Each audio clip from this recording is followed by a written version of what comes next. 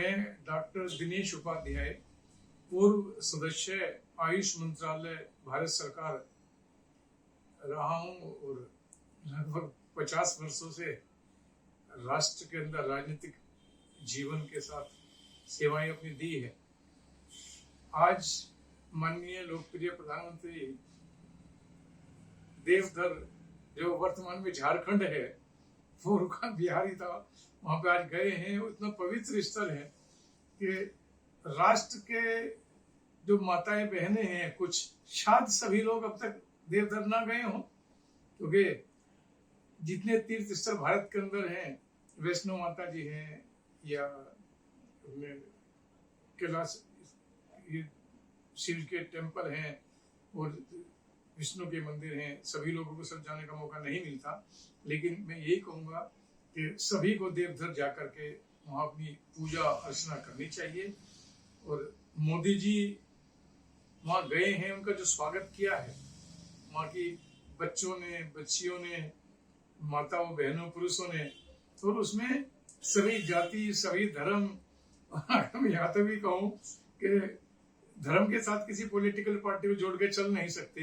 लेकिन मुझे जो पता लगा है, एक दो लोगों से वहां से फोन पे बातचीत की है कि सभी विचारधारा के लोग ने मोदी का स्वागत किया है। और मोदी जी की ये जो इस तरह की कार्य करने की शैली है, वो क्या है कि हम लोग भारतीय जनता पार्टी के कार्यकर्ता हैं, उस हिसाब से लोग आते हैं कि बीजेपी का व्यक्ति है, मोदी जी की तारीफ करेंगे, अपनी पार्टी की तारीफ करेंगे। लेकिन भारतीय जनता पार्टी से पहले मैं देश का नागरिक भी हूँ, मैं यहाँ का वोटर भी हूँ। इस बात को कहने में, वोटर होने के नाते कहने में मुझे कोई गुरेज नहीं है कि ऐसे प्रधानमंत्री जो आज देश के अंदर आए हैं, देश की जनता ने उनको चुन करके भेजा है, ये प्रधानमंत्री अब से पहले अगर किसी वजह से आ जाते इसी तरह की विचारधारा का कोई व्यक्ति, तो देश की जो हालात पिछली सरकारों के दौरान रही है, वो हालात देश की ना होती। तरह तरह की जो प्रॉब्लम्स देश के सामने आई है, तरह तरह की जो समस्याएं देश के सामने आकर के खड़ी रही है, वो जो माननीय मोदी जी ने समाप्त की है, कर रहे हैं, करने का प्रयास कर रहे हैं। लेकिन आगे भी कई समस्याएं ऐसी हैं जो खत्म होनी चाहिए इस राष्ट्र के अंदर। जैसे कि शिक्षा का विषय है, स्वास्थ्य का विषय है, यहाँ का जो फंडामेंटल राइट्स हैं जनसाधारण के, उनको भी अभी काफी कार्य करने की आवश्यकता है। काफी कार्य हम लोग कर रहे हैं। जैसा यूपी के अंदर क्या हालात थी पहली गवर्नमेंट के अंदर, लेकिन जब से माननीय योगी जी वहां मुख्यमंत्री बने हैं, पूरी दुनिया ने देखा, सिर्फ भारत ही नहीं पूरी दुनिया ने देखा है कि जिस राज्य को लोग कहते थे कि यूपी का कुछ हो नहीं सकता, चरम सीमा पे भ्रष्टाचार, फिरौती, अपहरण, रेप, गुंडागर्दी, यानी यहाँ तक की स्थिति आ गई थी कि अगर कोई कपड़े की दुकान भी खोलेगा तो उसको एरिया में हफ्ता वसूली की स्थिति आ गई थी।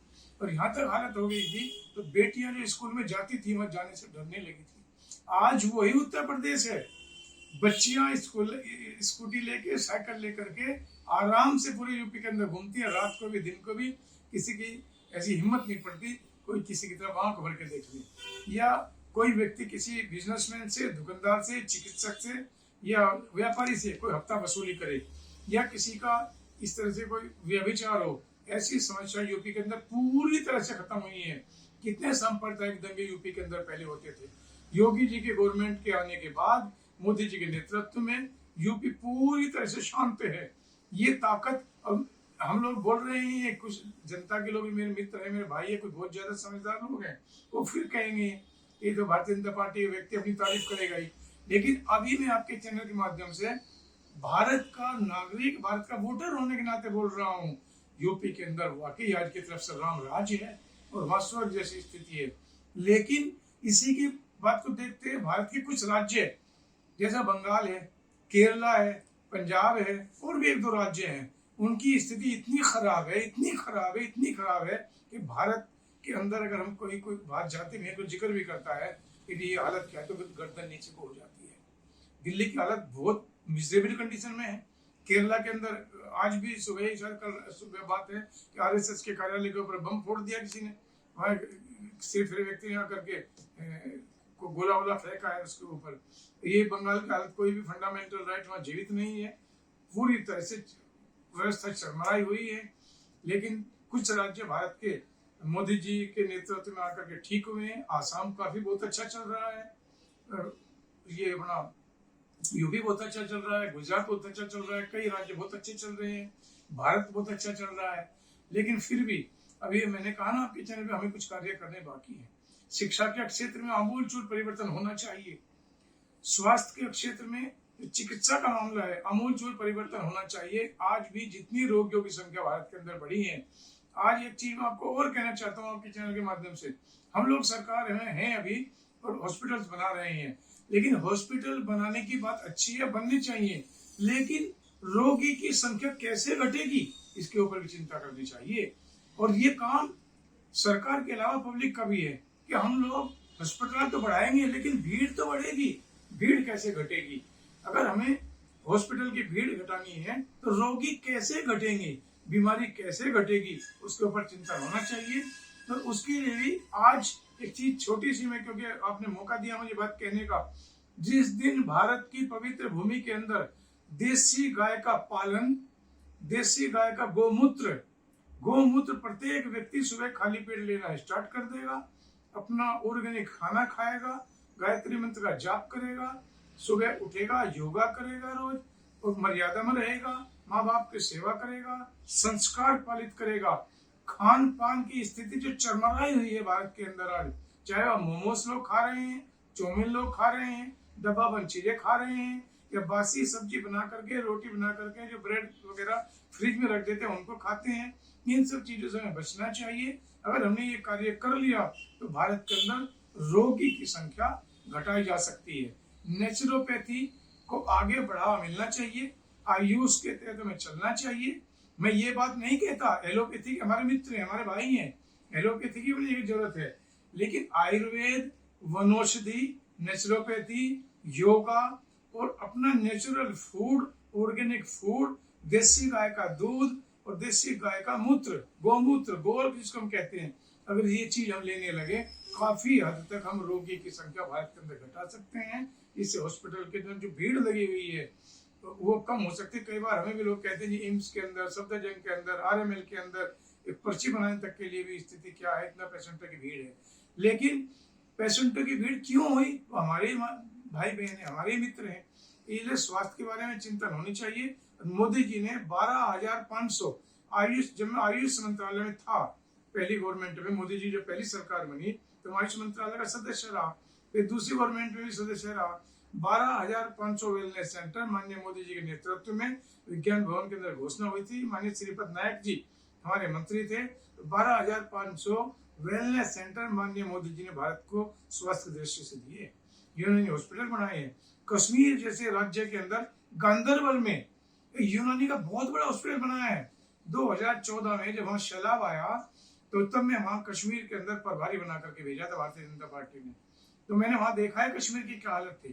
तो वहां ये उमर अब्दुल्ला वहां चीफ मिनिस्टर थे, लेकिन कितनी बुरी हालत में थी। आज वही कश्मीर है, वहां हमने यूनानी हॉस्पिटल दिया है, काफी बड़ा हॉस्पिटल गांदरबल के अंदर बनाया है, मणिपुर के अंदर बनाया है, नागालैंड के अंदर काम हुआ है, नॉर्थ ईस्ट के अंदर कितना काम आयुष के लेकर के हुआ है कोई सोच भी नहीं सकता। लेकिन माननीय मोदी जी के कार्यकाल में जो कार्य हुआ है, जो पहले जिस दिन से देश आजाद हुआ है, अगर आज तक ये जो पहले प्रधानमंत्री या कैबिनेट मिनिस्टर्स रहे हैं, हेल्थ मिनिस्टर भी रहेगा जी कार्य करते, तो आज देश कहीं का कहीं होता। हमारा भारत जैसा पवित्र, भारत जैसा देश पूरे वर्ल्ड के अंदर कोई हो नहीं सकता।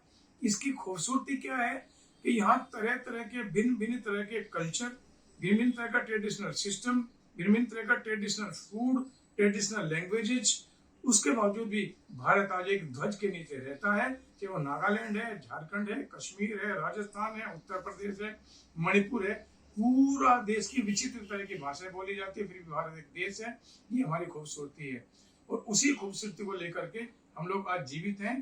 पूरी दुनिया को चाहिए कि भारत को मजबूत करे, क्योंकि भारत पूरे विश्व का फाउंडेशन है। हमारी जो कल्चर है, हमारा जो खान पीन है, हमारी जो सब्जी भी बनती है वो भी औषधि है। जब भी कोई माताएं बहनें किचन में जाकर सब्जी बनाती है, उसमें अदरक, काली मिर्च, हींग, लहसुन, ये सारी औषधि तो है, ये कड़ी पत्ता वगैरह सब औषधि है। और ये औषधि भारत के अंदर, इसलिए यहाँ की इम्यूनिटी पावर बहुत मजबूत है, जिसका कोरोना काल में लाभ हुआ है। इसलिए पूरी दुनिया के लोगों को चाहिए कि भारत के अंदर वो आए, सुख का लाभ उठाएं। और जो कुछ मैंने देखा, बाहर से विदेशी लोग भी आते हैं, मयासन बात लेते हैं, मड बात लेते हैं, हेल्थ का लाभ लेते हैं। तो इसी तरह से नेचुरोपैथी को हम लोग जीवित करें, अपने स्वास्थ्य का ध्यान रखें और अपनी जो नैसर्गिक खूबसूरती है उसको बनाकर रखें, भाईचारा बनाकर रखें। हिंदू, मुस्लिम, सिख, ईसाई और पारसी और तरह तरह के धर्म यहाँ पे हैं, उसके बावजूद भी भारत की हम जितनी तारीफ करें उतना ही कम है। और चंदन है इस देश की माटी, तपोभूमि हर ग्राम है, हर बाला देवी की प्रतिमा, बच्चा बच्चा राम है। इस आशय को लेकर के, इस भाव को लेकर के राष्ट्र काम करता है। वसुधैव कुटुंबकम का नारा देते हैं, सभी का डीएनए एक है, ये हमारी सोच है। इसलिए भारत के ऊपर ही नहीं, पूरे विश्व के लिए हम लोग कहते हैं। सिर्फ भारत में ये नारा नहीं है कि सबका डीएनए एक है, वसुधैव कुटुंबकम। हम लोग चिड़िया, कौवे, पशु, पक्षी, इंसान सभी वसुधैव कुटुंबकम के आ जाते हैं। और सनातन का जब शब्द जोड़ते हैं सिर्फ हिंदू से जुड़ जाता है, लेकिन सनातन हिंदू के अलावा जितने सनातन संस्कृति, सनातन परिपाटी है, उसमें हमारे पशु पक्षी भी आ जाते हैं। हिंदू मुस्लिम की तो बात ही छोड़ो। इसलिए आज मैं मोदी जी को भी धन्यवाद देता हूँ, परमपिता परमेश्वर आयु बहुत लंबी करे, स्वास्थ्य इनका ठीक रहे, इसी तरह से देश की सेवाएं लंबे समय तक देते रहे। और देवधर गए हैं, वहां आशीर्वाद लेने के गए हैं, और राष्ट्र के लिए आशीर्वाद लेने के लिए गए हैं कि राष्ट्र को ताकत दे। हमारा राष्ट्र सोने की चिड़िया थी, सोने की चिड़िया बाद में भी बनेगा। विश्व गुरु भारत बने, हिंदू राष्ट्र भारत हो और सभी को एक समान सोच मिले। इस देश के अंदर सनातन संस्कृति की जय हो, सभी लोगों को रहने का पूरी तरह से अधिकार हो, किसी के फंडामेंटल राइट्स को नुकसान न पहुंचा जाए, और सनातन संस्कृति के तहत सभी लोग जिए, एक दूसरे का साथ दें। इसी बात का आशीर्वाद मोदी जी को भगवान भोले शंकर की तरफ से प्राप्त हो। और शिव तो वैसे भी साक्षात है, शिव तो देव है, और शिव का आशीर्वाद जब मिलता है तो बहुत अच्छा रहता है। और मोदी जी को धन्यवाद, आभार। राष्ट्र की तरफ से उनका जो स्वागत किया है, सब पूरा देश उनका स्वागत करता है। यहाँ देश का, विदेश के लोग भी, दुनिया में जिस कंट्री के अंदर मोदी जी गए हैं, वहां टीवी में जब दिखाया जाता था किस तरह का एक अजीब, जब तक प्रधानमंत्री तो पहले बहुत हुए हैं और बाहर गए भी हैं, लेकिन माननीय मोदी जी की जो शख्सियत, अब जब ये बाहर जाकर के जो बोलना, जो इस तरह का जगह कार्य वहां करते हैं, वो अद्वितीय है। उसका तो मैं अगर ये बात कहूँ, मोदी जी के अंदर कोई माँ सरस्वती गले में बैठती है। अरे से सुप्रीम पावर शरीर के अंदर है। जिस तरह से भाव प्रभाव, बातों को समझना, बोलना, कहना और कार्य करने की शैली, वो उसकी शब्दों में बयान नहीं किया जा सकता। मोदी जी तो परमपिता परमेश्वर ने ऐसे इस तरह से बनाए हैं, जो आत्मा है पवित्र मोदी जी के शरीर के अंदर, उनका तो तुलना बहुत कठिन है, आज की तारीख में मुश्किल है, शब्दों में किया नहीं जा सकता। बस आप तो इतने ही शब्द है कि भोले शंकर उनको पूरी तरह से आशीर्वाद दें, उनका स्वास्थ्य ठीक रखे, मेमोरी ठीक रहे इसी तरह से, और इस राष्ट्र की इसी तरह से लंबे समय तक मोदी जी सेवाएं करते रहें। आपका आभार, आपका धन्यवाद।